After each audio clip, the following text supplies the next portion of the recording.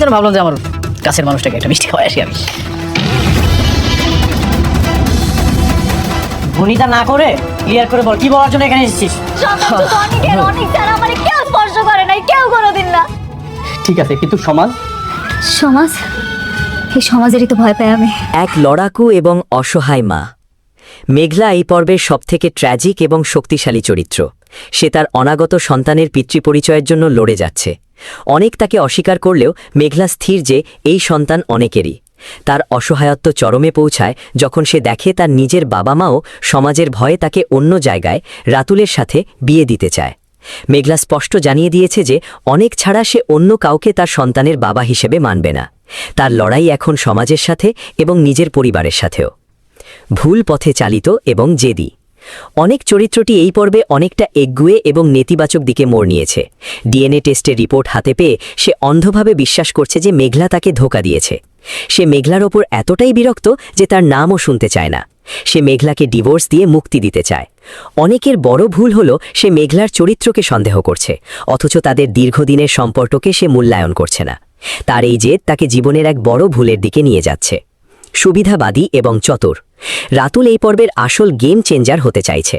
সে মেঘলার অসহায়ত্বের সুযোগ নিয়ে তাকে বিয়ে করতে চায়, যাতে সে মেঘলার সম্পত্তি বা তার ক্ষমতা শালিমা বিল্ডার্স এর অংশীদার হতে পারে। সে অনিকের সামনে গিয়ে তাকে অপমান করে এবং মেঘলার সন্তানের বাবা হবার প্রস্তাব দেয়। রাতুল আসলে ভালোবাসা নয়, বরং নিজের স্বার্থ হাসিল করতে চাচ্ছে। সে অনিক এবং মেঘলার মধ্যকার দূরত্বকে কাজে লাগিয়ে নিজের আখের গুছিয়ে নিতে ব্যস্ত। মেঘলার বাবা মা সমাজের ভয়ে ভীত।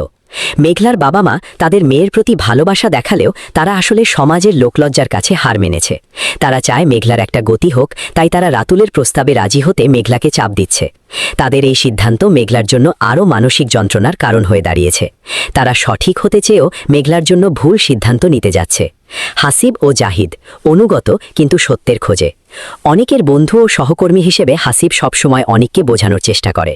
হাসিবের মনে এখনও খটকা আছে যে ডিএনএ রিপোর্ট ভুল হতে পারে। সে অনেককে কাজে মন দিতে বললেও মেঘলার প্রতি একটা সহানুভূতি তার ভেতরে কাজ করছে। অন্যদিকে সাইটে শ্রমিক মারা যাওয়ার ঘটনায় অনেক যখন আইনি ঝামেলায় পড়ে, তখন পুলিশ এবং সিস্টেমের কঠোরতা দেখা যায়। ভুল কার আর সঠিক কে? ভুল অনেক বড় ভুল করছে মেঘলার ওপর বিশ্বাস হারিয়ে। সে আইনি রিপোর্টের ওপর যতটা ভরসা করছে, মানুষের ওপর ততটা নয়। রাতুল ভুল পথে হাঁটছে কারণ সে অন্যের বিপদকে পুঁজি করে নিজের ফায়দা লুটতে চায়।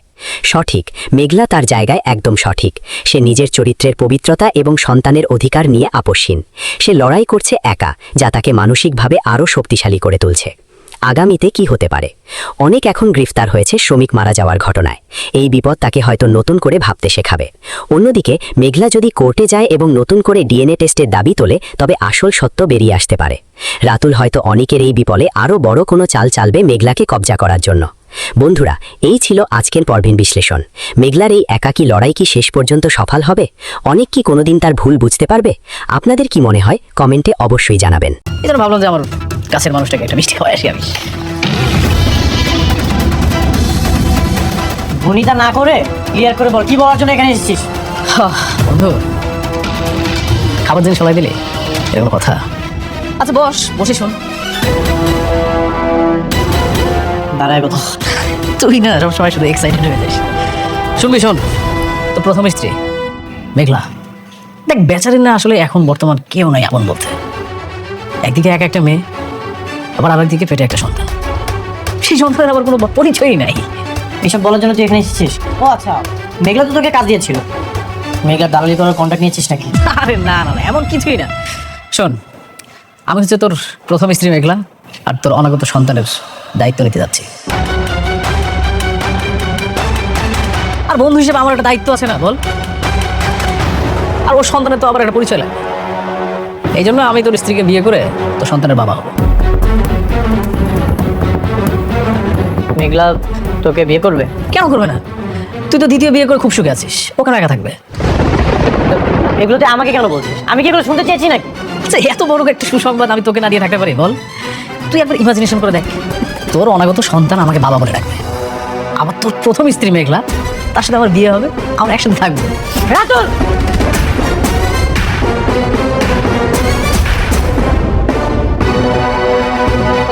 নেক্সট টাইম কিছু উল্টাপাল্টা কথা বললে হিসাব করে কথা বলবি। আমি কেমন তুই সেটা ছোটবেলা থেকে জানিস। শান্ত হও। এই আপনি জানতো আর কখনো আমাদের বাসায় আসবেন না। যান, চলে যান। তুই বন্ধু হয়ে বন্ধুকে হাত তুললে, ঠিক আছে যা, ভুলে গেল, কিন্তু হিসাবটা না একদম তোলা থাকলো। সময় মতো একদম কড়াই ঘন্টা হিসাব নেব।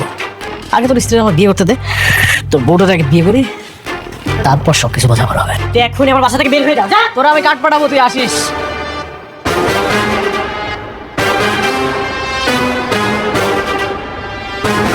ওর এত বড় সাহস, আমার সামনে দাঁড়িয়ে আমার সাথে উল্টাপাল্টা ভাবে কথা বলে।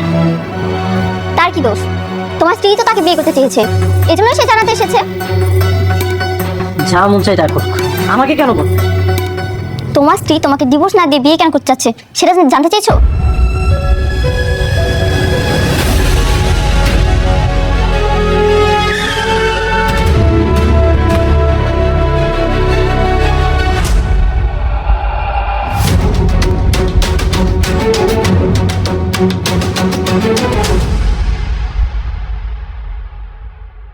তুমি তুমি এখানে কেন? কেন, অন্য কাউকে আশা করেছিলে নাকি? কি কি কইতাছো?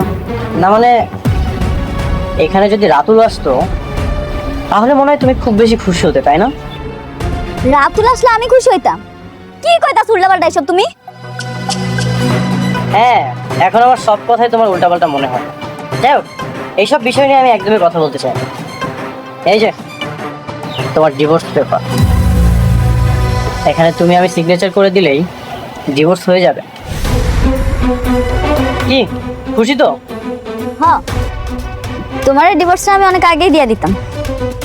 আমার পেটের সন্তানটা যদি না আইতো তারে দিয়ে দিতাম। তোমার সন্তানের জন্য তুমি কেন আমাকে বেঁধে রেখেছো? সন্তানটা তো আমার না, এই সন্তানের বাবা অন্য কেউ। প্লিজ, আমি এই ঝামেলা থেকে মুক্তি চাই। তোমার আমি আর একটা কথা কতবার কমু, আমার এই পেটের সন্তান শুধু তোমার।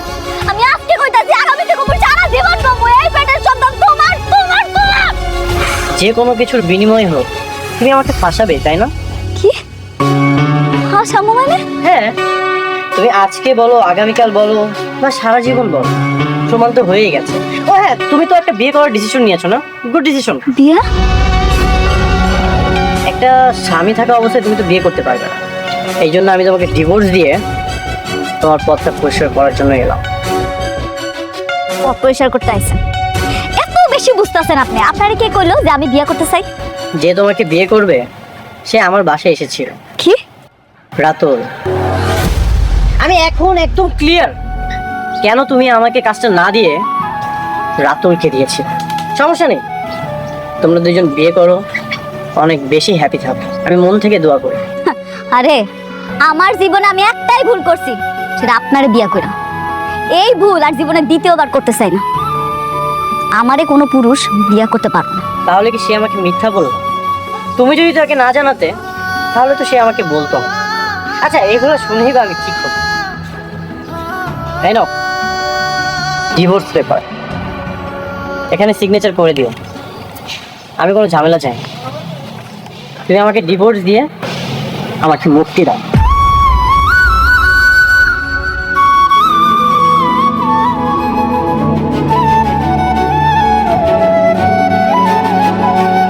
আব্বা, আম্মা, তোমরা কই গেলা? এদিকে আয়ো। ওই কি হইছে রে মা, কি হইছে?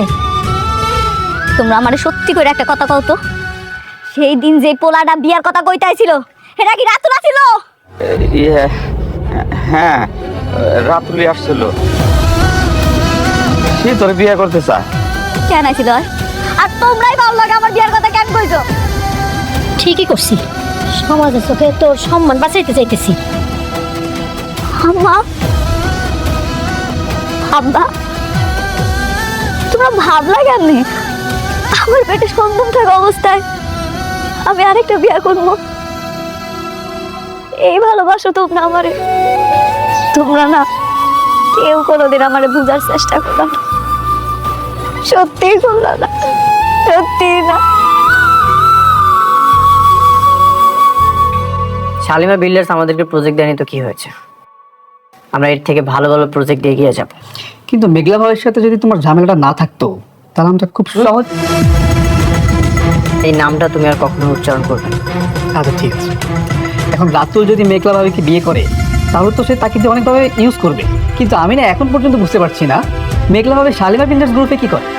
কি আর করবে? আমার তো মনে হয় শালিমা বিল্ডার্সের যে ম্যানেজার, ওকে খুশি করে তারপর মেঘলা চাকরিটা পেয়েছে। তাই বলে এত ক্ষমতা?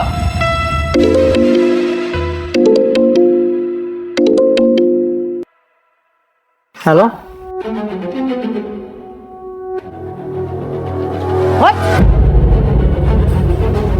ঠিক আছে, আমি এখন আসছি।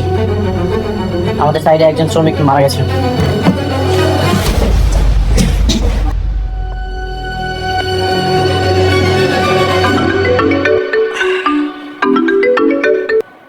হ্যালো, আসসালামু আলাইকুম।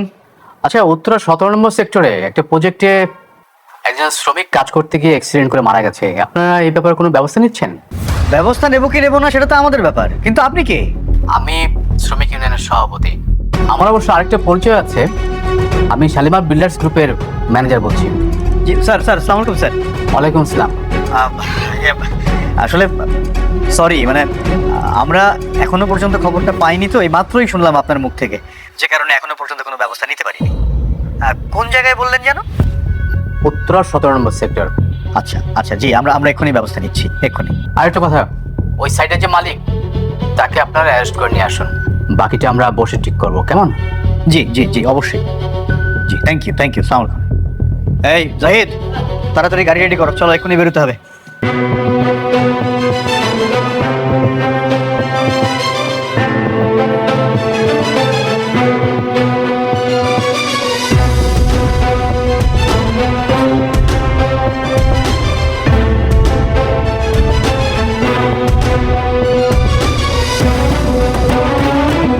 কিভাবে কি হলো? স্যার সাইডে কাজ চলতেছিল স্যার, সম্ভবত উপর থেকে পা স্লিপ করে পড়ে গেছে স্যার। স্লিপ করে পড়ে গেছে মানে? তুমি কোথায় ছিলে? আমি কতবার তোমাকে বলেছি সেফটি ফার্স্ট, নিরাপত্তা আগে তারপর কাজ। স্যার আমি নিচে ছিলাম, হঠাৎ করে একটা সাউন্ড হলো, আমি দৌড়ে এসে দেখি এই অবস্থা স্যার। এদিকে আপনারা সরেন তো।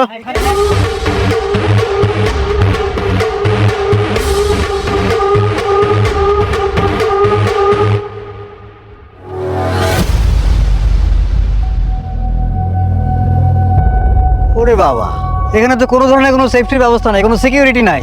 হ্যাঁ, এই কনস্ট্রাকশনের মালিক কে? আপনি নাকি? জি। আপনার সঙ্গে ইদানিং আমার খুব ঘন ঘন দেখা হয়ে যাচ্ছে।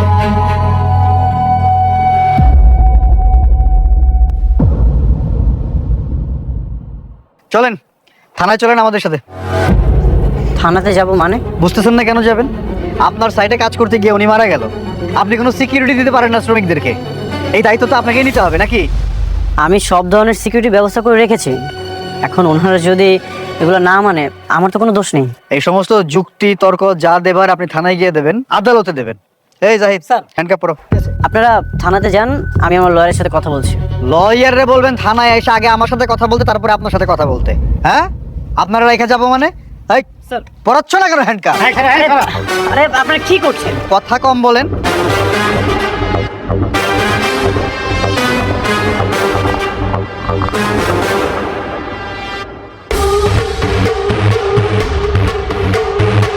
আরে আসো তাড়াতাড়ি, দেখি সরেন আপনারা। আরে তুমি ডেড বডিটা পোস্টমর্টমের ব্যবস্থা করো। হ্যাঁ, নিয়ে আসো।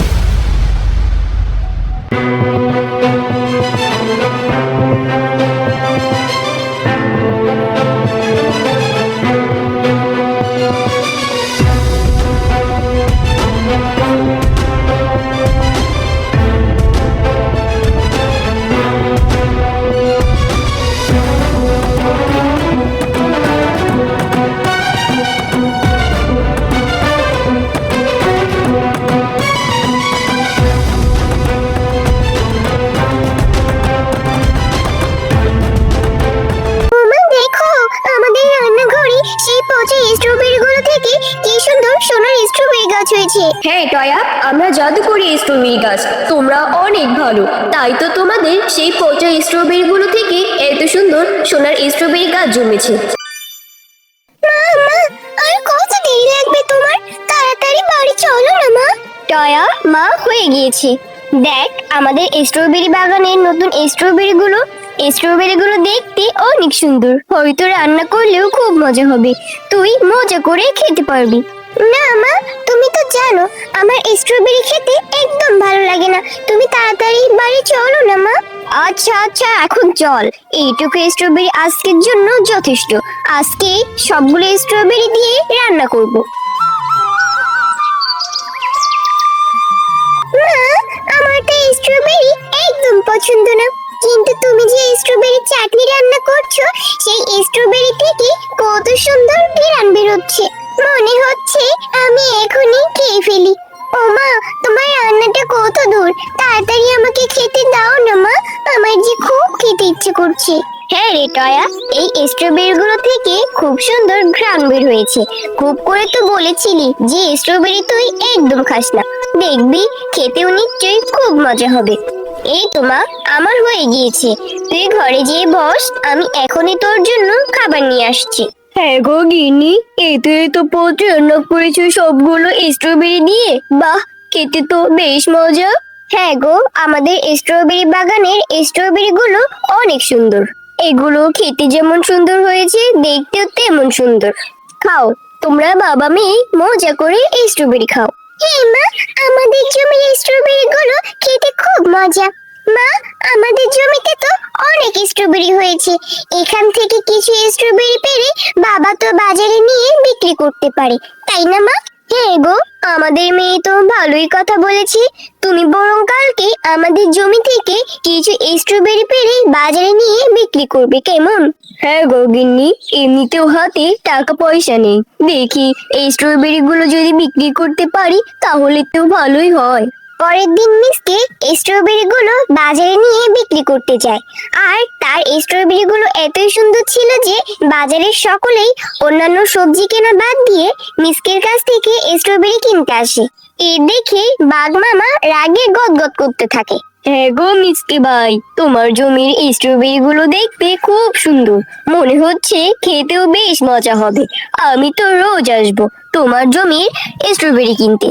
হ্যাঁ গো, তোমার মনটা আজকে এত খারাপ কেন? কি হয়েছে? বাজারে কি বেচা কেনা ভালো হয় নাই নাকি? গিন্নি, মন খারাপ হবে না তো আর কি হবে। মিসকে ওদের বাগানে ওদের জমিতে স্ট্রবেরি ফুলিয়েছে, সেই স্ট্রবেরি গুলো নিয়ে বাজারে বিক্রি করতে এসেছে। সবাই তার জমির স্ট্রবেরি গুলো পেয়ে সেগুলোই কিনতে থাকে।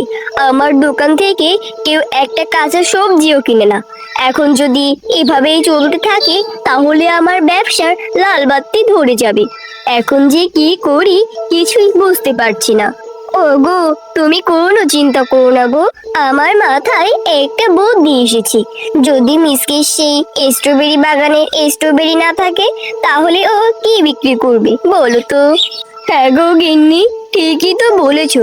তাহলে আমরা ওদের ওই বাগানের স্ট্রবেরি গুলো নষ্ট করে দিতে হবে। হ্যাঁ গিন্নি, তাড়াতাড়ি চলো, এখন যাই। ওগো, তাড়াতাড়ি করো গো, কেউ এসে দেখে ফেললে কেলেঙ্কারি হয়ে যাবে, তাড়াতাড়ি চলো। এটি হলো আমাদের জমির স্ট্রবেরি গুলো এভাবে কে নষ্ট করে দিয়ে গেল? হায় আল্লাহ, এখন আমরা কি যে করি? আমাদের আয় উপার্জনের মাত্র একটি পথ হয়েছিল, সেটাও যে নষ্ট হয়ে গেল। এখন যে কি করব কিছুই তো বুঝতে পারছি না। ওগো, তুমি কান্না করো না গো, আল্লাহ চাইলে আমাদের জন্য একটা ব্যবস্থা ঠিকই করে দিবে। এখন চলো আমরা বাড়ি যাই। মা, চলো না, এখান থেকে কিছু করে স্ট্রবেরি নিয়ে আমরা রান্না করব, আর বাকি স্ট্রবেরি গুলো আমরা ফেলে দেব। এরপর তারা সেই জমি থেকে পচা স্ট্রবেরি গুলো নিয়ে তাদের রান্নাঘরের এক কোণায় ফেলে দেয়।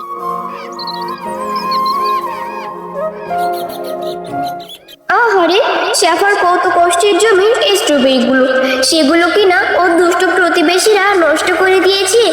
আমি এক্ষুনি জাদুকরি শক্তি দিয়ে এই পচা স্ট্রবেরি গাছগুলো থেকে সোনার স্ট্রবেরি গাছে রূপান্তরিত করে দিই। এরপর পরি জাদু করে সেই পচা স্ট্রবেরি গুলো থেকে একটি সোনার স্ট্রবেরি গাছ বানিয়ে দেয়।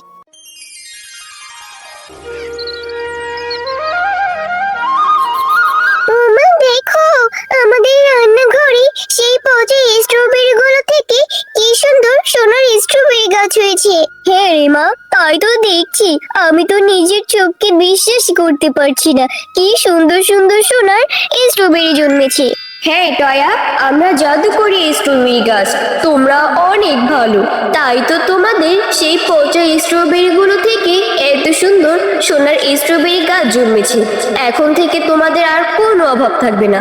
এই স্ট্রবেরিগুলো বিক্রি করে তোমাদের সংসারের অভাব দূর হয়ে যাবে। হ্যাঁ সোনার স্ট্রবেরি গাছ, তুমি ঠিকই বলেছো। দেখেছিস টয়া মা, আল্লাহ আমাদের এই বিপদের সহায় হয়েছে। এরপর মিসকে শিয়াল সেই সোনার স্ট্রবেরি গুলো নিয়ে স্বর্ণকারের দোকানে বিক্রি করে, আর সেই টাকা দিয়ে তাদের জন্য একটি অনেক সুন্দর দালান বানিয়ে ফেলে।